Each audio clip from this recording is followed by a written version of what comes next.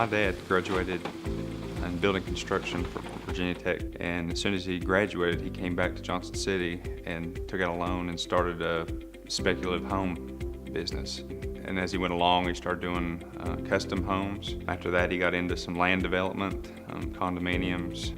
And then in the middle 80s, he was approached and started doing some commercial work. And that led to where most of our work has become commercial the last few years. Dick was really easygoing. He grew up on a farm.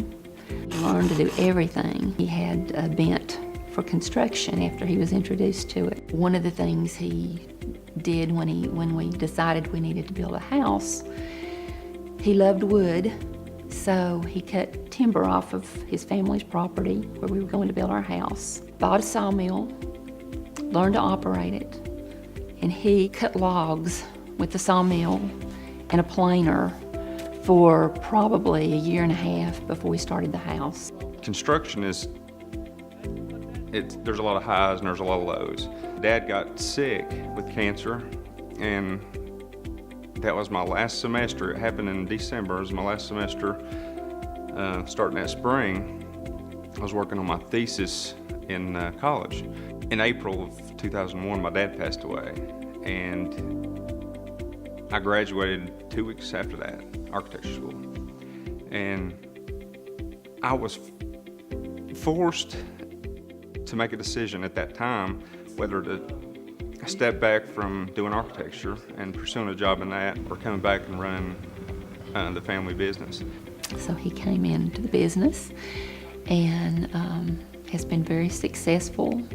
It was a hard few years to begin with, the 3 or 4 when we first started, but he really showed a bent for it, and it's been really good. Richard is just, he sets the pace for the company. He sets the standard for the company, how he requires the higher standard for his company, and they do excellent work. They have a great staff. They have great guys in the field, are great to work with.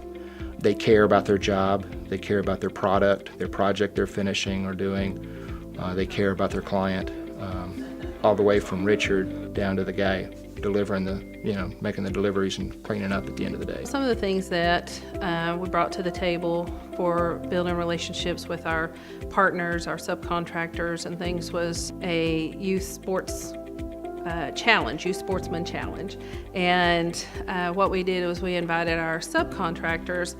We limited the kids to 50 kids, which we ended up having 46, 47 kids there. We partnered with TWRA. They brought in their trailers where they could learn how to shoot guns, archery, do some casting for fishing, learn about the animals of Tennessee. But it was really about building the relationships with the people, and they got to come in and get to know Preston Construction better, and got to have fun with their kids. Ever since I've started working with them, they've been a very, faith-based company. It's a good Christian environment to work in.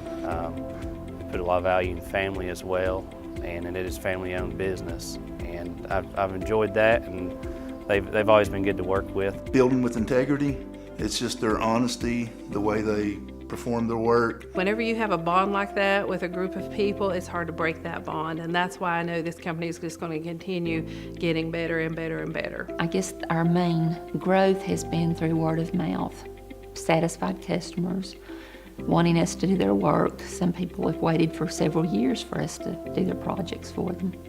So I'm really proud that Richard has continued that tradition and that we are in the place we are now.